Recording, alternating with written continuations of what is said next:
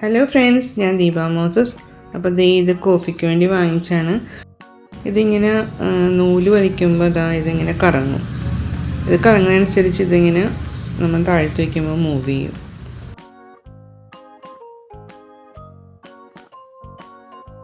എന്താണ് മീമിയാണോ? മീമി hello hello പറയണം കോഫിയുടെ അടുത്ത്. കുഞ്ഞ് കടിക്കരുത് കേട്ടോ. അതിനാ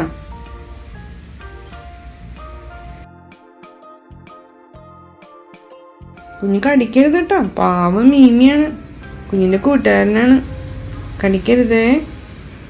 ഹലോ പറയും. ഹലോ ഹലോ പറയുമോന്ന് ചോദിക്കണം.